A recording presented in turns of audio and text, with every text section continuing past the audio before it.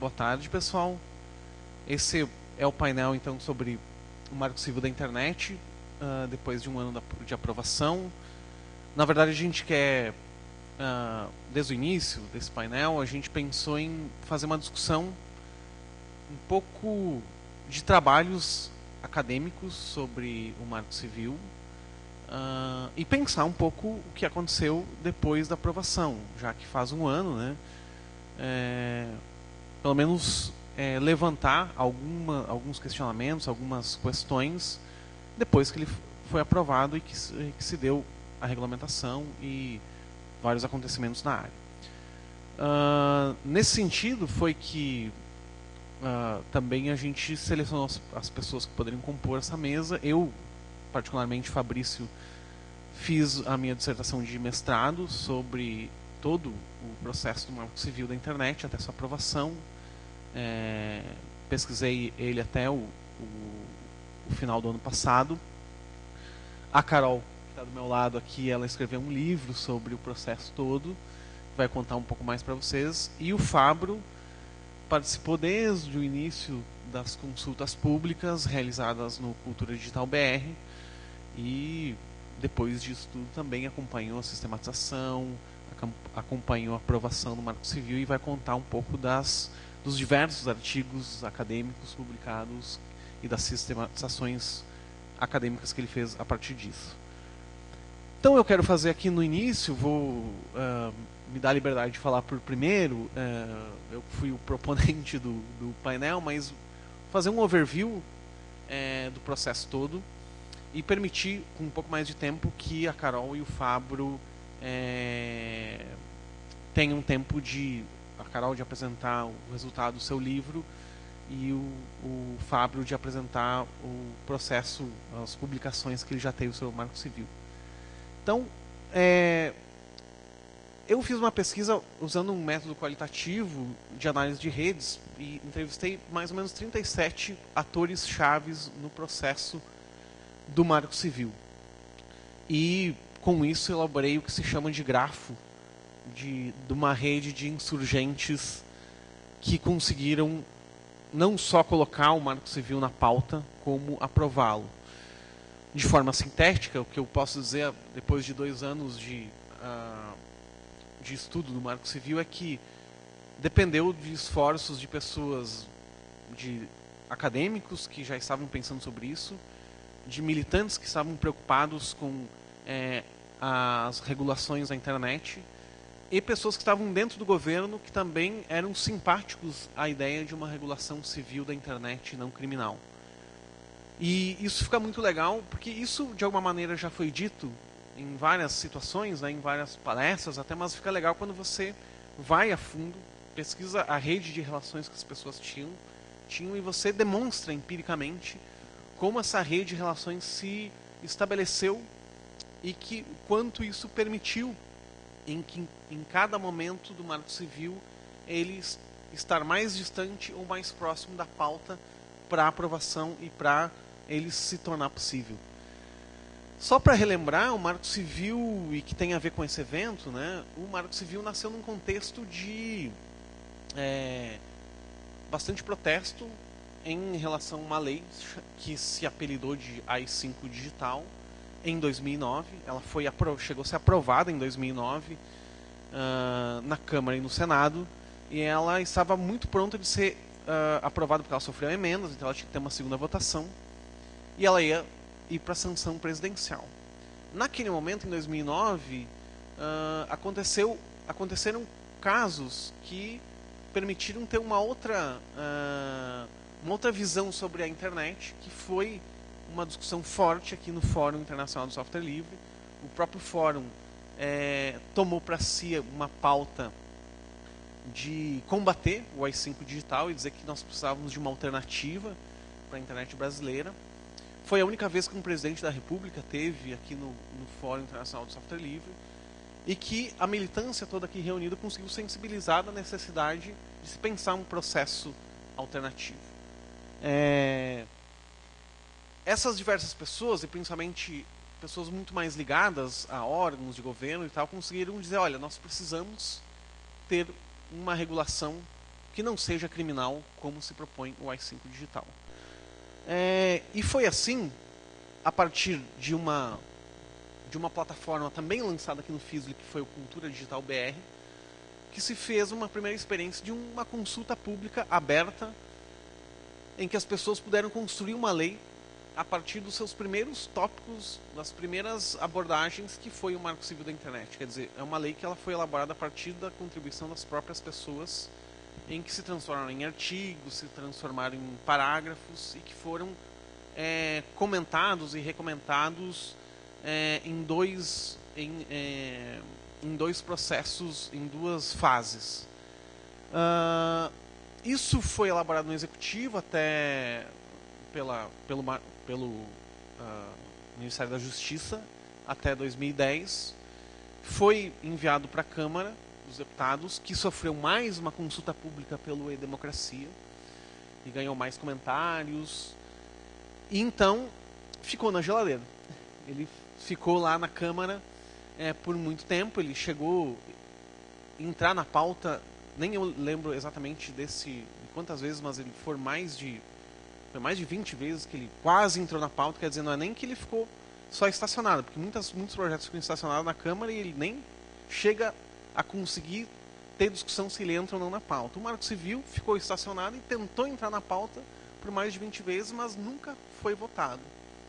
Até que então, uma outra coisa inusitada aconteceu, que foram as revelações de Edward Snowden, que balançaram todo mundo por conta da comprovação de algo que se levantava já há mais de 10 anos nesse próprio fórum, que havia espionagem na internet, que havia diversos interesses e que as plataformas como um todo não eram muito confiáveis.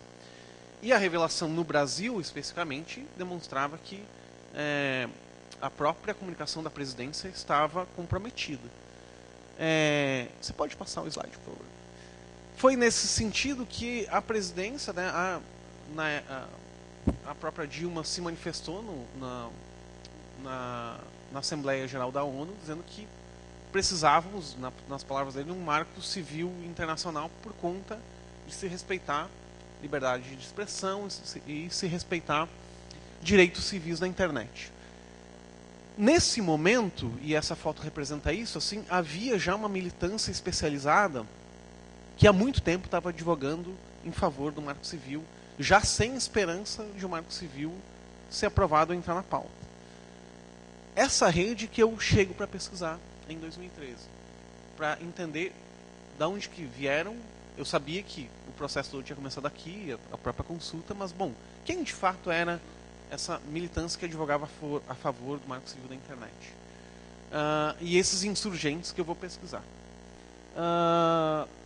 Finalmente, o Marco Civil é aprovado lá em 2014, no NET Mundial, que foi um fórum multissetorial sobre a internet, em que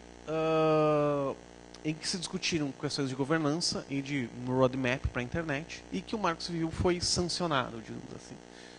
Isso, e essa foto, por exemplo, é muito simbólica, porque na aprovação, o Marco Civil foi aprovado no meio desse NET Mundial. Essa é uma foto da Arena NET Mundial, na verdade, que era um evento paralelo para a sociedade civil, em que militantes, Marcelo Branco, por exemplo, que estava aqui nesse FISLE 10 em que começou, estavam ao lado de militantes a favor do Marco Civil novos que chegaram depois de 2012.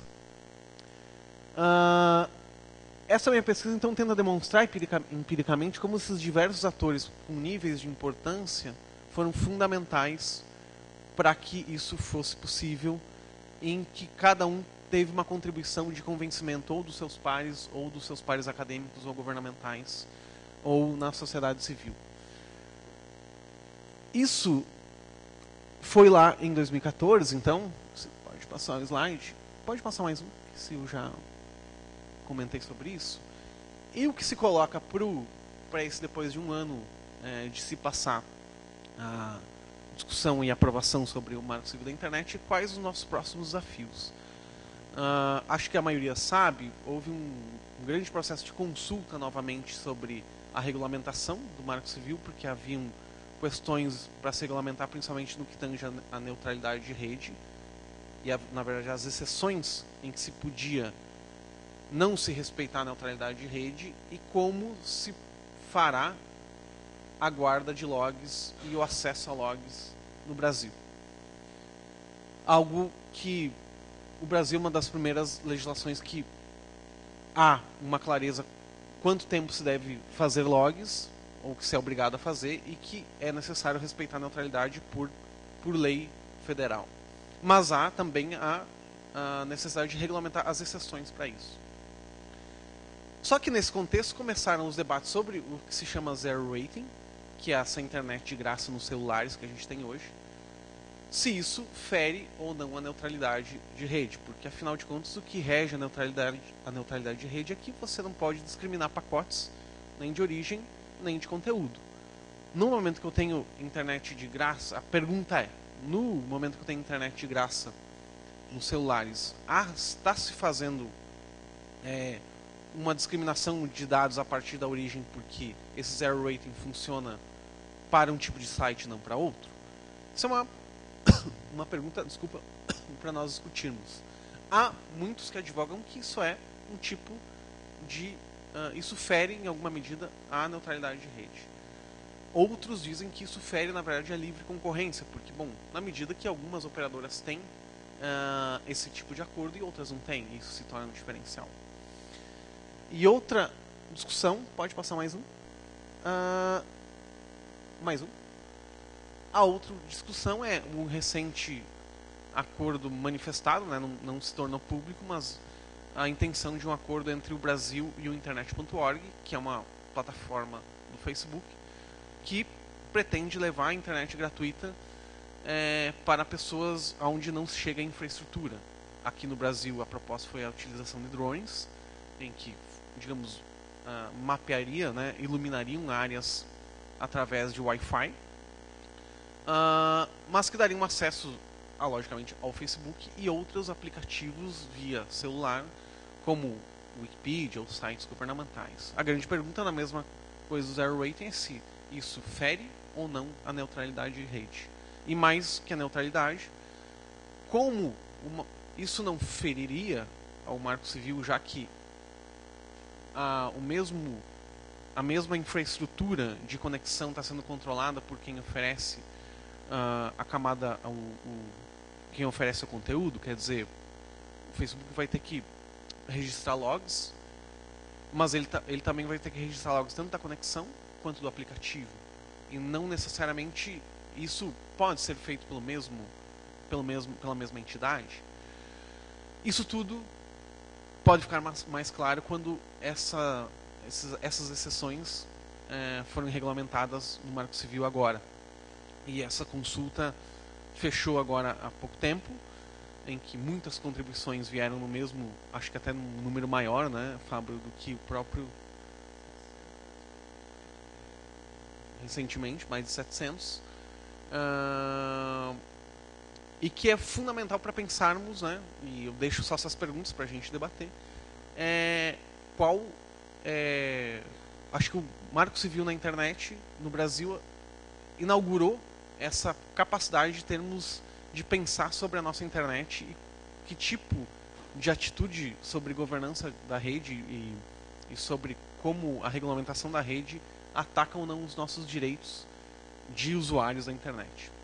Bom, eu queria fazer só esse overview, então, para poder passar para os nossos convidados falarem especificamente dos seus estudos específicos e que nos tragam outros questionamentos também. Bom, vou passar direto para o Fábio, então, para que depois a Carol possa fechar. Okay.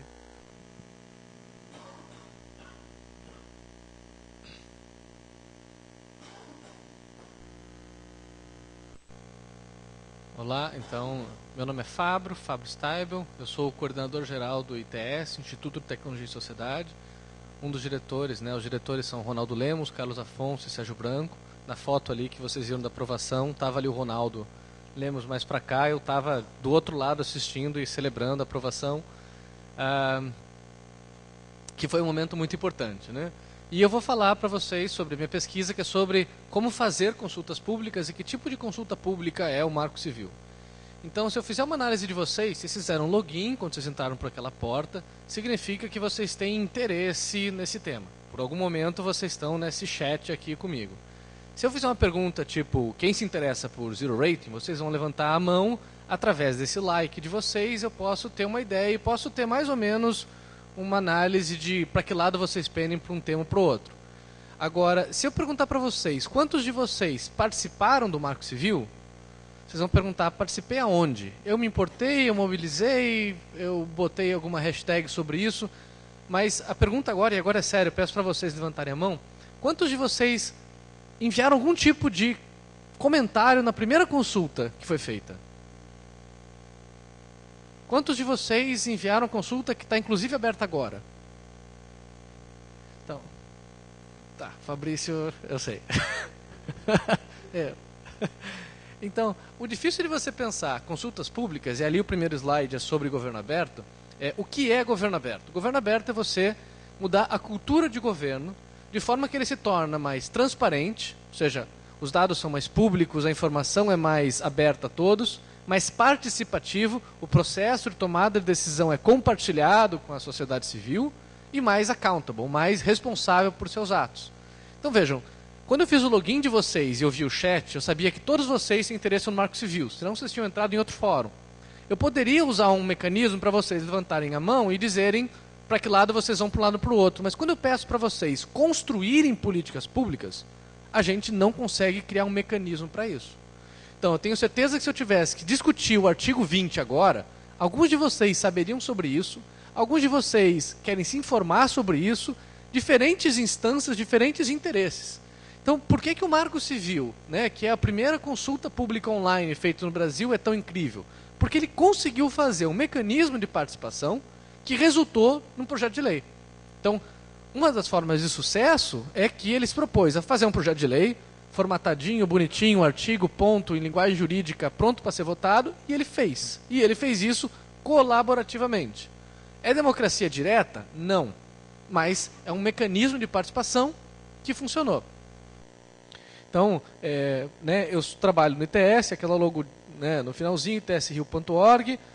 Eu sou também o relator de governo aberto do Brasil, relator independente do plano do governo aberto, e professor da SPM em publicidade, só para vocês saberem onde é que eu estou falando. Né? E se o Marco Civil da internet fosse hoje? Né? Se a gente começasse agora, aquele processo que a gente começou lá atrás agora. Isso daí vocês viram em 2013. Né? As pessoas foram à rua e mandaram uma mensagem. Queremos alguma coisa. Essa imagem, né, do Congresso é linda. O Congresso, as pessoas sendo representadas no Congresso através das suas sombras. Resultado, o governo vem e faz uma pauta positiva. Olha, vocês querem isso, escutamos vocês. Aqui está a resposta. E aí a pergunta é, será que houve um processo de comunicação? Será que nesse momento que aconteceu em 2013 é algo extremamente claro, certo? Que se não estava claro antes, 2013 deixou extremamente claro. Será que as pessoas se comunicaram? E minha resposta é que não. Na verdade, as pessoas foram para a rua e eu não consegui entender o que elas queriam, nem elas entenderam o que elas queriam várias coisas, eu não consegui traduzir num mecanismo, e a resposta que vem do governo, apesar de ter um formato de política pública, não é necessariamente uma resposta que a sociedade quer. Então não houve processo de consulta, mecanismo de participação em 2013, e de alguma forma houve no Marco Civil. E se a gente for fazer uma consulta hoje, a gente deveria fazer isso. Eu gosto muito daquela frase, nós temos o desafio de fazer a burocracia sexy. Nós temos de encontrar formas de nos conectar com o maquinário da governança. Então, o desafio de você pensar políticas públicas é que a forma como ela é feita é bastante burocrática. Burocrática é uma palavra que geralmente tem uma conotação negativa, porque você acha chato, mas várias coisas acontecem. Quando você paga o seu seguro no Detran, né, você recebe um carimbo dizendo paguei. Essa é uma burocracia que dá transparência ao processo e que permite que você pague um seguro e use depois. Como é que pensa a internet? Qual que é a arquitetura da internet? Qual que é esse espaço público? Esse é só um dos muitos infográficos, né, sobre o 5º ato passe livre, né, que foi feita e que mostra um pouco dessa estrutura da rede. São vários nós conectados, alguns nós mais conectados que outros, eles se tornam maiores, mas a rede, a internet é mais ou menos assim. Qualquer rede pode ser mapeada nesse estilo. Então, eu teria que pegar essa rede e criar um marco civil a partir dela. Como é que é o governo? O governo é isso daí, certo? Ele é extremamente burocrático, mas ele vai daqui, vai para lá, que passa para a seção tal, que tem assinatura, que abre, protocola, e é assim que ele funciona.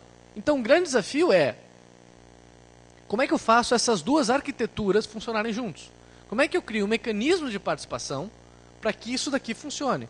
Se eu não consigo fazer uma consulta com vocês que estão aqui na sala, que são interessantes, são interessados, já estão aqui, imagina criar uma consulta com o Brasil inteiro, pela internet, com o tema internet, com dados que até o momento não faziam o menor sentido, tipo neutralidade de redes e guarda de dados.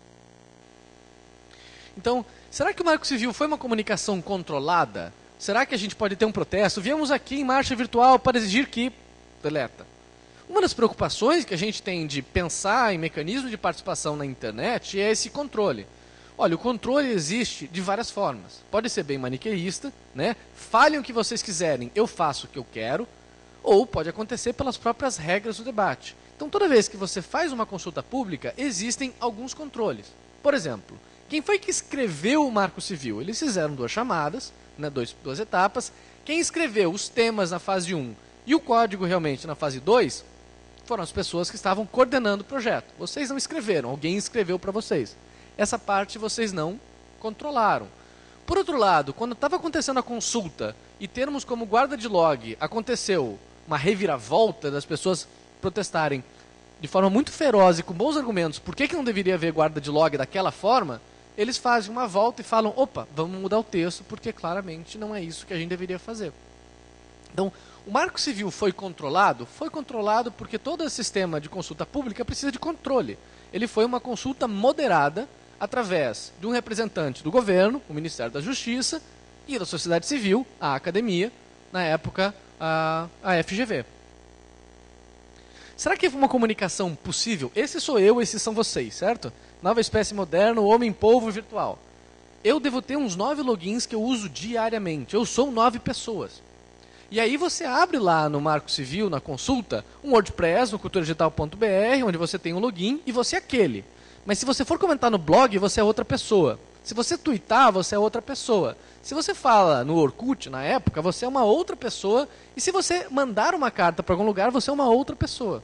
Então vejam que difícil que é de você fazer uma consulta, porque parece que a gente está online a todo momento, mas nós somos vários. Inclusive momentos que a gente não quer ser ninguém, a gente quer ser anônimo. Então, segundo motivo pelo qual o Marco Civil é interessante. Primeiro, porque ele promoveu uma consulta pública moderada, que permite um controle do fluxo e uma produção de informação. E segundo, porque ele permite um ambiente na qual a gente entra e se conhece. Um dos principais comentaristas do Marco Civil, se eu não me engano, chamava Anão Verde. Anão Verde, teoricamente, não é ninguém, é um alias. Mas olha que interessante que esse Anão Verde, participando lá, cria uma reputação de que ele pensa assim, assim. Outra, Marcelo Thompson, um acadêmico que vai ter uma posição assim, assado. Então, o Marco Civil foi um ambiente, criou um ambiente na qual a gente se conhece, na qual a gente estabelece uma reputação e na qual a gente pode lançar argumentos. De forma que todas as formas de comunicação que eu tenho na rede, as muitas identidades, ali se resolvem. Então, o desafio do Marco Cisternet, primeiro é transparência, né? O segundo é participação e o terceiro é accountability. Transparência. Princípio da consulta pública do Marco Civil. Eu não uso tecnologias que sejam fechadas, não transparentes para o público. Então, se você enviar um e-mail para eles falando, oi, tudo bom? Eu sou a agência de telecomunicações e eu gostaria de fazer uma contribuição ao Marco Civil. Aqui está a minha carta, aqui está meu e-mail. A resposta deles foi, obrigado, para eu ler eu preciso compartilhar isso com as pessoas. Então, se eu puder publicar no blog ou na consulta, ok, isso entra. Se não, não entra.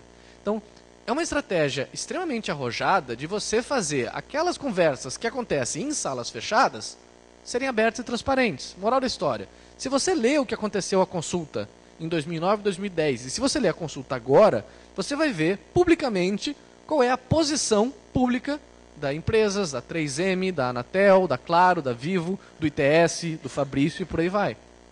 É claro que sempre tem uma negociação privada. É claro que aquilo é um jogo público, né? E você tem uma negociação privada.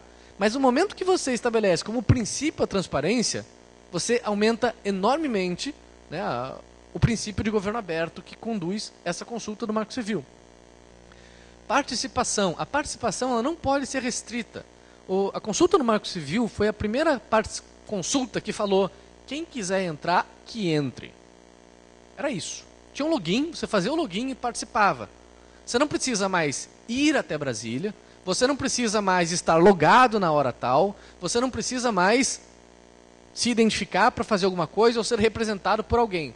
Isso é revolucionário. Hoje é banal, mas na época foi revolucionário. E o terceiro, accountability. Accountability significa responsabilizar quem estiver tomando decisão pela decisão que está sendo tomada. Então você tinha o blog, que era uma ferramenta de publicar informações e decisões que estavam sendo tomadas. E se você não gostasse, você ia lá e falava: eu não concordo com isso. E eles eram obrigados a responder aquilo. Então, esse é a primeira consulta, né, do Marco Civil. É um WordPress, é simplesinho, funciona no culturadigital.br. Na época foi revolucionário. Hoje, se você fizer um Marco Civil, você está extremamente atrasado. Mas na época foi revolucionário. Quantos comentários a gente teve? Eu estava olhando aqui no celular. A consulta atual do Marco Civil já ultrapassou, teve 1.500 participantes e 700 comentários. Isso na última leitura de 2 semanas atrás. Já existe mais comentários nessa consulta que na anterior, mas não tantos mais. Então, número de contribuições recebidas. Na primeira fase, 623. Na segunda fase, 884. Né? Quanto tempo durou a primeira fase? 99 dias, segunda fase, 52. Em média, a primeira fase recebeu 6 comentários por dia e a segunda fase, 17. Isso significa que por dia, 6 pessoas foram lá, apresentaram um enter e enviaram comentário. Para uma população de 200 milhões de pessoas, é pouca gente. Mas se você imaginar que você não podia fazer isso antes, é muita gente. E considere ainda que algumas dessas contribuições são coletivas. São sindicatos, são empresas e por aí vai. Quantidade de autores na primeira fase, 127. Na segunda, 160.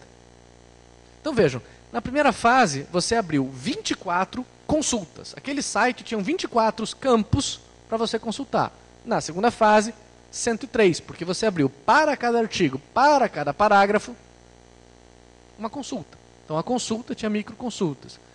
Resultado, o que é que a gente aprendeu fazendo essa consulta do Marco Civil lá no WordPress? A gente descobriu que a maioria das coisas que você abre para as pessoas falarem, ninguém fala nada. Então, poucos temas, neutralidade de rede, guarda de logs e outros temas, foram absolutamente quentes e discutidos. Incrível. Mas vários outros não foram.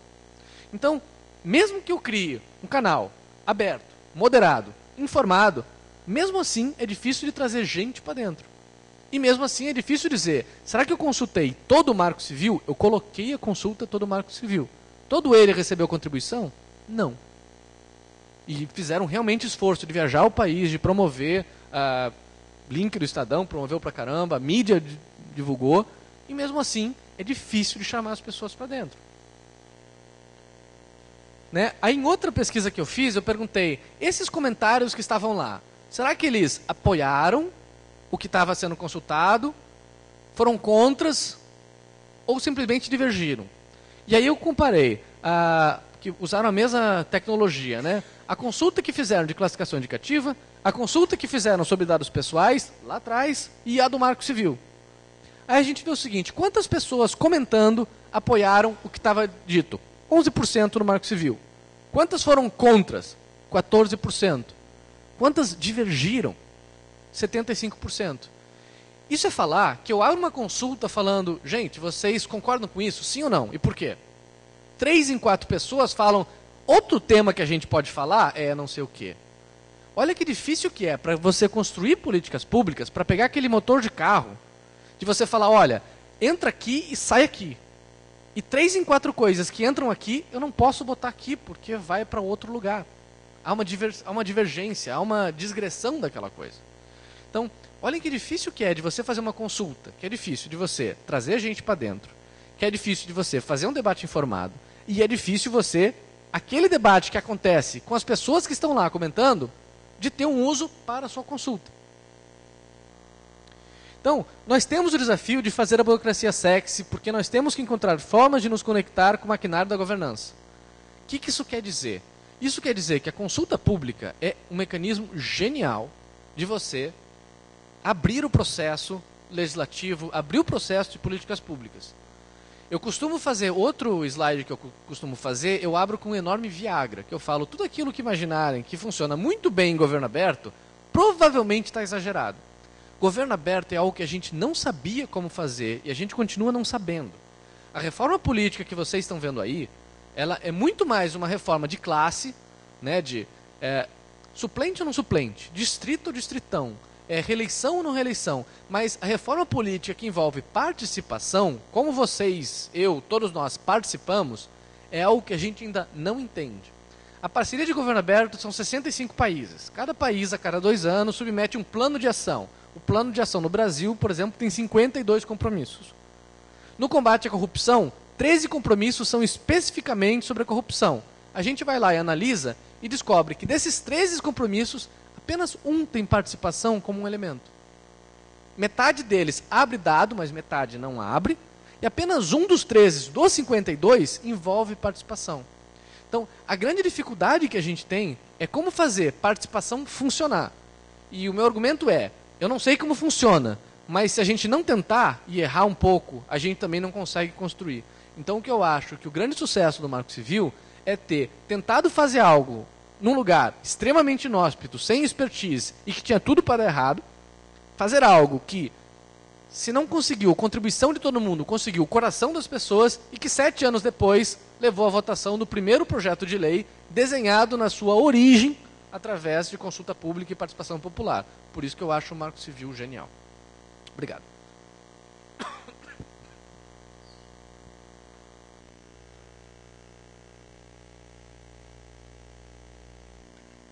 Oi, boa tarde a todos, tudo bom?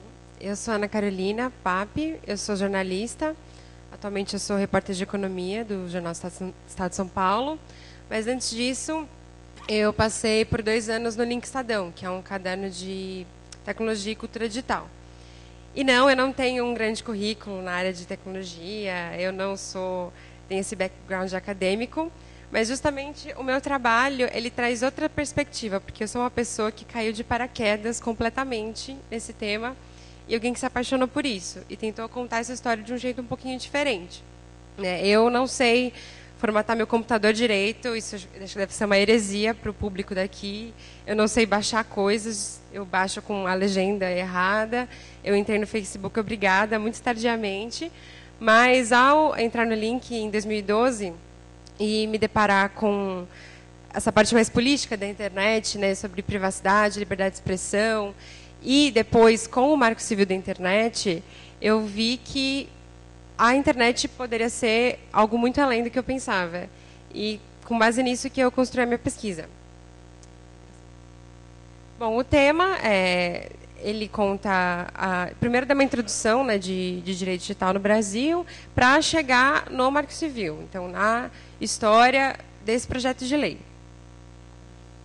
Só que eu quis fazer, como é um livro-reportagem, então não é uma coisa essencialmente acadêmica, né? Então, eu me apaixonei pelo tema, cobrindo sempre por 2 anos, e eu via muitos artigos super interessantes desse pessoal aqui, e tantas outras pessoas que escreviam meticulosamente sobre neutralidade de rede, ou sobre a guarda de logs, sobre remoção de conteúdo, mas de um jeito muito técnico e, sobretudo, do ponto de vista jurídico. E, pensando no que o Fábio falou, de como você conseguir engajar as pessoas a participar e para falar, olha, isso aqui tem a ver com você, isso tem a ver com a sua vida, com os seus hábitos online e offline. Eu pensei em contar essa história de um modo que qualquer um pudesse entender. Então, a partir da história muito pessoal dos atores envolvidos nela. Então, a primeira ideia foi fazer uma desconstrução da lei, né? Porque eu acho que todo mundo aqui que acompanhou um pouquinho o projeto, sobretudo nessa fase final, viu aqueles memes compartilhados, né? É porque o Marco Civil é uma estratégia para subverter tudo e roubar os seus dados, e, enfim, é um paralelo com Cuba, aquelas coisas, e eu ouvia isso na minha cobertura e eu falei, não é isso, como que a gente chegou nessa perspectiva? E eu quis contar essa história mesmo. E focar, sobretudo, na construção coletiva. Então, né, muita gente só enxergou o Marco Civil a partir das revelações do Snowden e não sabia que havia tido uma consulta pública, no qual qualquer um podia comentar, qualquer um podia fazer os seus insights. E quem eram esses atores, né? Quem de fato, quais são os rostos, né? Quem eram os parlamentares que apoiavam, quem eram os que discordavam? A gente fala muito, o lobby desse grupo de empresas, mas quem era esse lobby? Como isso se dava no Congresso? Como que essas pessoas se encontraram, a academia, com o Ministério da Justiça? E isso que eu tentei mostrar. Bom, então a abordagem é essa. Eu tentei fazer uma leitura simples de um tema muito técnico e realmente focar na narrativa das experiências. Então, contar que aqui no FISLE, que o Lula deu o discurso, ele não ia fazer isso naquele dia, ele veio preparado para falar sobre outras coisas, e o Marcelo Branco agarrou o braço dele e falou, não, preciso falar com você. E em meia hora, ele metralhou, entuchou lá, o Lula falou tudo que tinha sobre a Lei Azeredo, por que isso era ruim, por que a gente queria outra proposta. E aí ele falou, Dilma, não vou mais falar sobre isso, você faz o discurso do governo, eu vou falar sobre o tal do Marco Civil.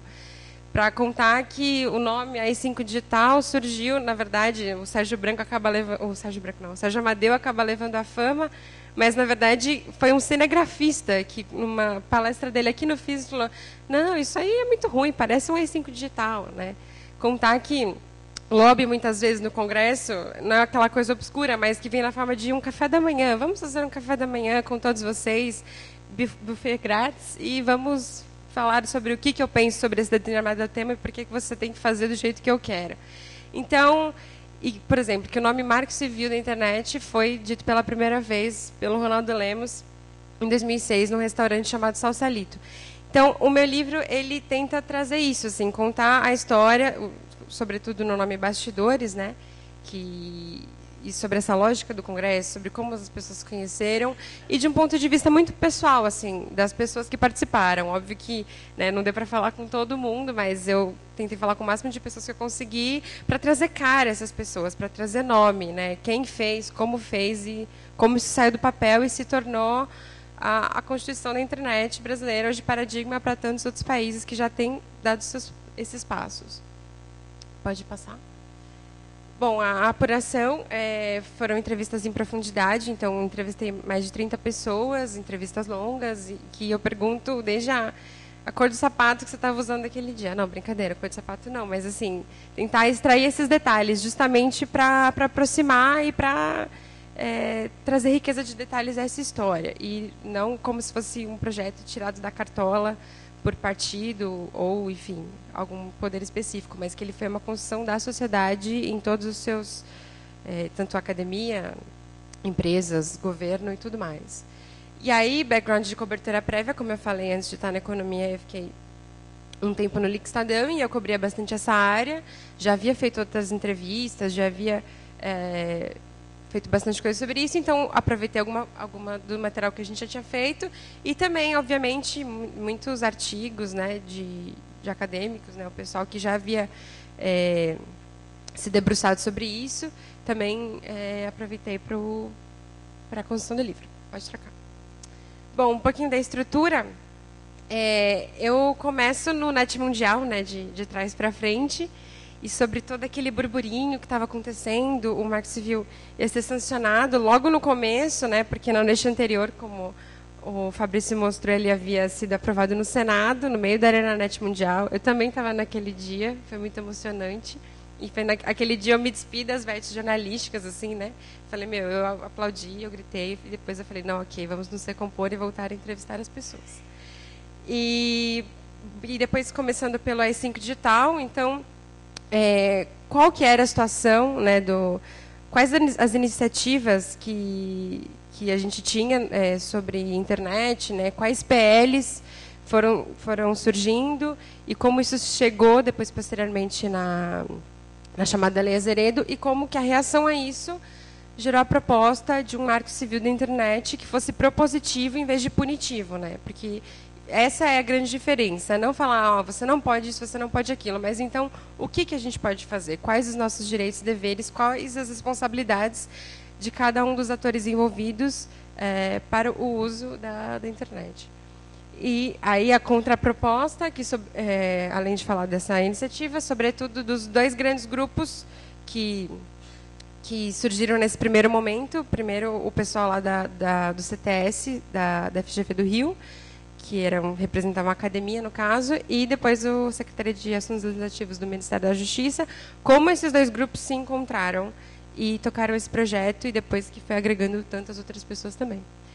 E aí, no 3, eu falo um pouco sobre a consulta pública, né, que o pessoal aqui já falou bastante. Então, como que era isso, né? Como que... Obviamente que a internet é uma coisa muito de nicho, né? E é engraçado você olhar hoje a consulta, você vê que havia debates muito qualificados, como ele mencionou, de textos gigantescos, enfrentando o outro com pontos novos, mas havia sim pessoas lá perdidas, jogadas. Eu uso a internet para jogar, o que isso vai afetar a minha vida? Né? Enfim, é muito legal depois você pegar, está tudo ali, está tudo online ainda, quem tiver interesse, ficar relendo esses comentários e ver os diferentes pontos de vista. Eu escolhi alguns, tentei falar com algumas pessoas que na época comentaram também. E o quarto jogo, que eu falei um pouquinho dos principais entraves, né, que são a neutralidade de rede, a guarda de logs e a remoção de conteúdo, e sobre como como o Marco Civil entrar no Congresso. Obviamente que é um projeto participativo, é um projeto inovador, um projeto que surgiu de consulta pública, mas à medida que ele vira um PL, né, ele está sujeito ao jogo de interesses, você tem que ceder alguns lados, você tem que ouvir outros, e como que essa lógica se dava. Depois eu falei um pouquinho do Snowden, né, das denúncias de espionagem, como isso acelerou o processo do Marco Civil, que estava numa espécie de coma, e o conchavo sobre o momento depois no Congresso em que o Marco Civil, como o pessoal costuma dizer, foi sequestrado, né? Ele virou barganha política e quase não saiu por causa disso, né? E por fim, né, foi ainda bem aprovado. Pode trocar?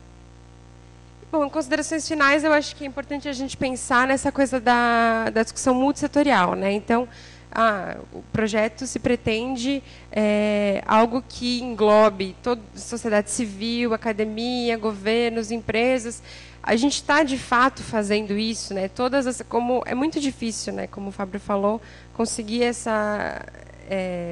chamar as pessoas para esse debate, né? Então, essas pessoas que estão expondo suas opiniões, seja na consulta pública, seja no Congresso, elas estão expressando o que as pessoas realmente querem.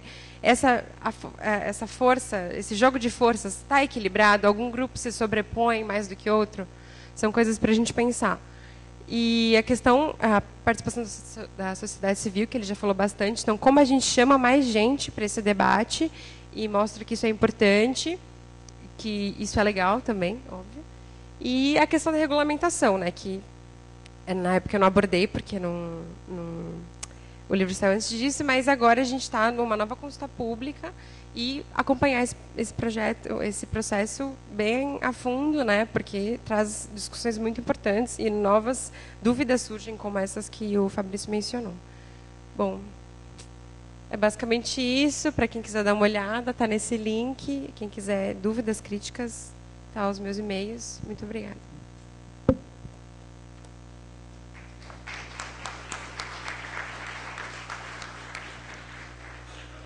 Gente, então a gente tem alguns minutinhos. Sei que talvez cheguem perguntas aí pelo Macadu, que vocês podem fazer. Quantas nós temos? Só 2? Ou essa nem são para nós? Acredito que não. Não sei se alguém tem perguntas da plateia. Temos pouco tempo, sejam bem diretos. Boa tarde, meu nome é Pazato, eu faço assessoria para o senador Paim, e aí o senador sempre diz uma coisa para nós. Flávio, todo projeto de lei que entra no Senado, ele tem que ser bem estudado. E eu queria saber de ti, Ana. Tu teve, como jornalista, né, a profissão de jornalista, tu teve contato com os políticos do Congresso Nacional. E qual é a impressão que tu tinha? Eles não tinham noção. Eu imagino o Marcelo Branco conversando com os deputados, né? Deve ser uma loucura, porque os deputados não sabiam nem o que era isso. E tu, qual é a impressão que tu teve no contato com os deputados? Eles entendiam o que significava o Marco Civil da internet? Vamos fazer em bloco todas, daí a gente responde. responde no bloco. Meu nome é Pablo. Eu gostaria de saber uma avaliação de maneira geral, a opinião de vocês com relação, bem o que a palestra coloca, 1 ano de aprovação do Marco Civil da Internet. Vocês acham que houve evolução? Né? Quais foram os principais ganhos, né, que o usuário, que o governo, né, teve desde a aprovação do Marco Civil da Internet? Temos mais alguém? Tem aqui na frente, eu acho. Aqui na frente.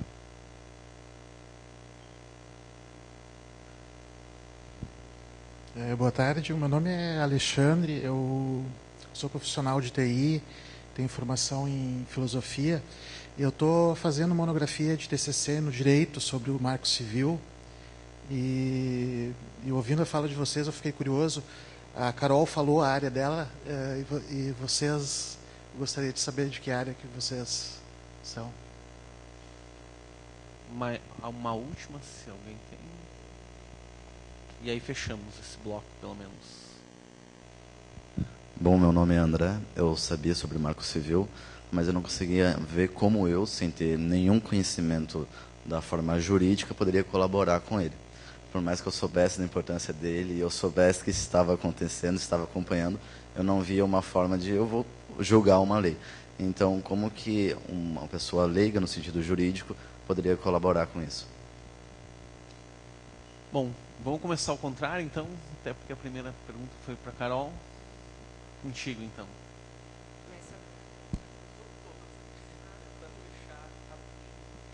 Beleza. Sim, havia muito desconhecimento, assim, muito mesmo. É até engraçado. Havia, assim, gente muito bem informada, mas geralmente quando a pessoa já vinha muito pronta, você já percebia que ela vinha com um discurso que não era dela. Então, algum grupo chegou lá primeiro e já falou tudo que ela tinha para achar. Às vezes ela não tinha o espaço para poder tirar as próprias conclusões sobre o projeto. Mas uma coisa que eu achei muito legal, por exemplo, do Molon, que foi o relator do projeto na Câmara, que ele tentava, de alguma forma, falar a linguagem do deputado, dependendo do grupo a que ele pertencia. Então, ele falou assim, era muito engraçado, por exemplo, tentando explicar a neutralidade de rede para um grupo do agronegócio. O que eu falava? É como se fosse um pedágio. Chega lá para você, para o caminhão. O que você está trazendo aí? Estou trazendo soja. Então é tanto. Aí depois, beleza, vem, passa outro. O que você está trazendo aí? Estou trazendo café. Não, mas café é mais caro. Mas por que é mais caro? Não é por peso. Não, mas é que o tipo é diferente. Aí os deputados, não, mas é o peso, não importa o que eu estou trazendo. É a mesma coisa, isso é neutralidade de rede. A questão é a banda, não é o tipo de conteúdo e tudo mais. Ele explicava. Então, para vários grupos, né, ele tentava adequar a linguagem. E realmente você vê o pessoal da sociedade civil, lá do Intervozes e outros grupos que fizeram esse trabalho de conversar com o deputado e tentar explicar, era realmente sentar e expor, assim. Mas realmente havia bastante desconhecimento. Eu acho que esse foi um fator que provocou essas 20 e poucas mudanças, adiamentos aí, né, para a votação. Bom, background, é difícil responder porque é tudo misturado, mas eu sou formado em publicidade em algum momento lá atrás. Mas eu sigo a regra do MIT Media Lab de não tenha titulações. Da questão quais foram os grandes avanços depois de 1 ano do Marco Civil. Primeiro que a gente discute neutralidade de rede, isso não era uma pauta antes. Então, está lá nos Estados Unidos, a FCC discutindo, a gente já discutiu, e você tem players aqui discutindo com posições novas e tudo mais, e o Brasil levando para fora o debate da neutralidade de rede. Está muito clara a nossa posição nisso. Segundo, a PL de dados. Está claro que o Marco Civil começa uma discussão, mas sem uma PL, sem um anteprojeto de lei de dados pessoais, a gente tem muito ainda para discutir e avançar. A consulta está aberta agora. Terceiro, o judiciário. A gente viu juízes, né, começando a usar o Marco Civil para discutir temas. Às vezes, a gente está para lançar a sessão Mitos do Marco Civil, aquilo que não tem nada a ver com o Marco Civil, mas as pessoas acham que tem, né, para desmitificar isso, tempo esgotado. E eu acho que o judiciário está começando a passar por isso. E só da pergunta, né, como você não é jurídico, como participar, eu acho que é muito de como você convida as pessoas. Se eu convido você para discutir se é possível anonimato na web, se você é de TI, você tem muito a falar sobre isso. Mas se eu te falar sobre, né, discuto o projeto de lei, não. Então, muito na forma que você tem, aquilo que a Carol estava falando de como explicar, é a forma como explicar a pergunta, é a forma como você chama as pessoas. Bom, respondendo pontualmente, só porque o nosso tempo está esgotado, assim, eu sou sociólogo, né? Fiz minha graduação em Ciências Sociais, eu sou mestre em Sociologia e sou doutorando atualmente em Sociologia. Apesar de também eu trabalhar por vários anos como administrador de sistemas, eu fiz minha formação acadêmica em Ciências Sociais. Para finalizar, assim, uma pergunta, tentando responder a pergunta mais geral, assim, o que fica depois de um ano, acho que a gente tem, primeiro, no Brasil, mais que em diversos outros países, talvez comparável somente aos Estados Unidos, uma agenda de discussão sobre o tema. Nós temos vários atores empoderados ou interessados em discutir sobre isso e uma sociedade civil mais empoderada. E eu acho que o que fica para nós pensarmos aqui do próprio Fórum de Software Livre é o quanto uma participação não jurídica especializada, como até a nossa participação técnica, talvez, de como a gente entende a internet, é fundamental para formular uma legislação. Porque se a gente deixar só para os juízes, ela vai ficar muito ruim, ela não vai ser mais a internet como nós conhecemos. Se nós deixarmos só para os professores, também não vai ser. Se nós deixarmos para os deputados, muito pior. Então, agora, também a democracia, acho que esse processo eu tento demonstrar na minha dissertação, que o quanto também esse é o fundamental do processo democrático. Não há como fazer um marco civil da internet, elaborarmos aqui no Fórum Software Livre e isso se tornar um decreto, porque isso não seria democrático. Nós temos que ir lá e fazer o difícil papel de lobby, o bom lobby, em função das nossas causas, para os deputados, para os legisladores. Nós temos que, enfim, fazer o difícil papel de dizer assim, queremos espaço para discutir sobre isso, queremos que o governo nos ouça, mas fundamentalmente nós queremos que os legisladores também nos ouçam, porque pela especialidade que vocês têm, vocês não conseguiriam fazer uma boa lei sem ouvir quem entende um pouco mais sobre isso. Então, fundamental agora que está em discussão o processo de APL de dados pessoais, que tem muito a ver com o Marco Civil, mas é uma outra lei, é que nós possamos participar e influenciar e discutir com legisladores, com pessoas que a gente possa influenciar sobre a importância dessa agenda e como a gente pode pensar sobre os direitos, sobre os nossos dados pessoais na internet. É isso, gente. Tem nossos e-mails aí na palestra, já no Macadu. Procurem o livro da PAP que está disponível online, os artigos do Fabro e minha dissertação também está disponível online. Obrigado.